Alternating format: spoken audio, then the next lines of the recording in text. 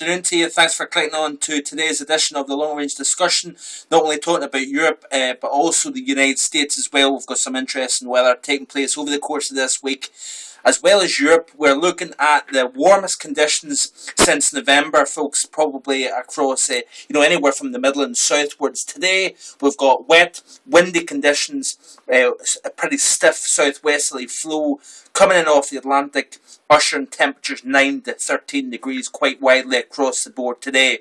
Now, the biggest rains are going to be across western and central parts of Scotland, down through Cumbria, Lancashire, and as well as that, of course, across Northern Ireland and Ireland as well. The mild weather continues, and it's going to continue to get milder over the course of this upcoming week. As for the United States, we've seen upwards of 10 inches of snow at Greenville, Virginia. That was about the highest amount we've seen, or certainly I've seen. There's probably going to be a total somewhere slightly higher than that. But certainly the system itself was choked by that dry air out of the north, and the system tracked further south. The precipitation literally was choked off on its northern flank as it pushed through. So DC, you got some flurries, but apart from that, there was really literally nothing. North of that, Philadelphia, New York, up into Boston as well. You guys did not get anything in the way of snowfall. Down to the south, we've seen plenty of heavy torrential rainfall, all the way from Texas through up into Georgia as well.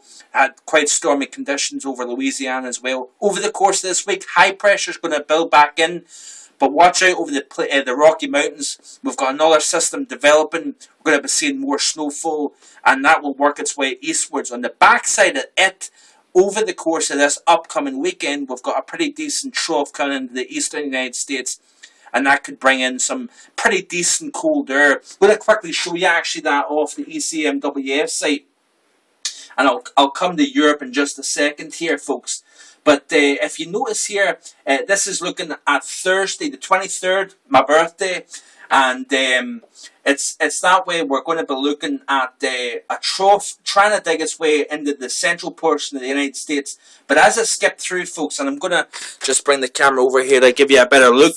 You can see here the trough starts to dig in by Friday into Saturday. Here, the kink of the trough here, the cold air, that, folks, is going to start to build. You'll notice the blues and even the purples starting to show up over northern Canada. And what we'll need to watch out for is we're going to be seeing a piece of this vortex starting to break off and drop into that trough. It could be quite an interesting upcoming weekend and into the following week. Notice here, look at the trough starting to dig into the Midwest, and as you can see here, some of those chunks of very dark blue is starting to split away from the main vortex up over the far northern half of Canada, right up in the Arctic region. That's starting to drop south. We need to watch out for some very decent cold air dropping into the Midwest by the weekend. So this is from Saturday into Sunday. Look at how it's starting to push southwards. So could we be looking at potentially some of the coldest weather we've seen so far this winter? Yeah, we've not seen much in the way of winter this year, and it looks quite exciting to see some of that cold air returning back into the United States again. It has been a warm winter for you guys, and certainly it'd be good to see, as well as here in the UK, some decent cold for the end of this upcoming winter season, because it's just it's been a disappointment, hasn't it? But skipping through into Monday, you notice here the trough, the European shows it kicking out too quickly, and you can see here only the northeast of the United States sees that cold. But what's interesting about this particular model run is the fact that once we skip into Tuesday of next week, you notice here how the cold air is dropping into a new redeveloping area of troughiness over the western part of North America. Is that something to buy into at the moment? It is far out, but that is something that I would be interested to see here, whether we start to see a significant push of cold air as we progress into March. Now, you notice here over the top of Canada and Canada as a whole, we're starting to see that colder air push back into Canada. Yeah, we've had a very warm winter even up across Canada. The whole of North America has been the opposite of what we've seen here across Europe. And of course, the UK missed out on that cold, but the rest of the continent was shivering in some remarkable cold indeed. Let's skip over to Europe now, and you can see here we've got an interesting week ahead. That trough that brought the snow showers, the colder air, is now starting to push into the continent. Now, if I skip through the sequence here, folks, you can notice here that the trough, or should I say the ridge, is starting to build into the UK again. Now, Thursday into Friday, you notice here heights are starting to build over the southern part of England.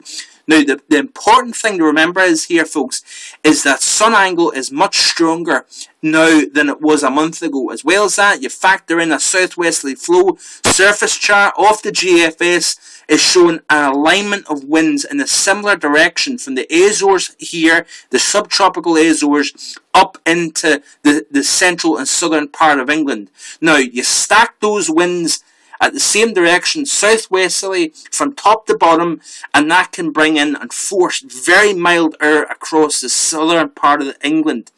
What I think will take place is we're going to be seeing highs 13 to 15 degrees Celsius across the majority of England. Yes, Scotland will be cooler. You notice here the heights are lower over Scotland. You've got the paler colours and even some greens trying to show up. But the focus for me is from Cumbria, Lancashire, southwards. That, folks, has got a very pronounced southwesterly wind.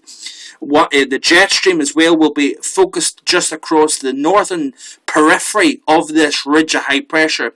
When you've got an area just below and south of a southwesterly jet orientation, you tend to sometimes find transfer of some milder air from the top down into the mid and then low levels of the atmosphere.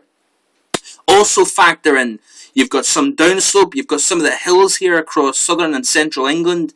What that could do is if you've got that air travelling over those hills and then downsloping on the other side, compressional warming can take place. So your 13 or 14 degrees could all of a sudden be 16 or 17 degrees. That is something to consider. As well as that is you've got drought conditions across a large part of England as well. You need to factor in these things. This is not hype, folks. If it doesn't happen, it doesn't happen. There's plenty of things that could change, but certainly from what I'm seeing at the moment, factoring in these little further ingredients that can enhance warming, we have a very strong potential at the moment for some 17 or 18 degrees Celsius. Very, very warm for February in a local area. Now, that is not a widespread area. I have to emphasize that. You've got some location that's in that drought conditions. They're east of the hills, so you've got that downslope compressional warming effect combined with a very strong southwesterly wind. You've got a recipe for some remarkably warm February conditions. So let's have a look and see here, folks. The trough digging into North America could be seeing some decent cold into the Midwest through the Ohio Valley into the eastern United States. So the northeast, up the I-95 corridor, could we be looking at more sub-freezing highs, some very cold nights, and yeah, maybe even a snowstorm as well. For the UK, the next 7 to 10 days, folks, does not look cold at all, unfortunately. But continue to keep checking back. Winter is not done, even here in the UK. There's still the full month of March to go. So plenty of things can take place, and plenty of interesting weather to come as well.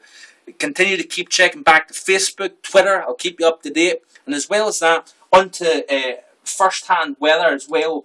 I've released an article with some ideas of the upcoming severe weather season, even the hurricane season. Miles out, yeah, but some interesting things. If you're interested in the severe weather, if you live in the United States, for example, you might want to check that out at firsthandweather.com.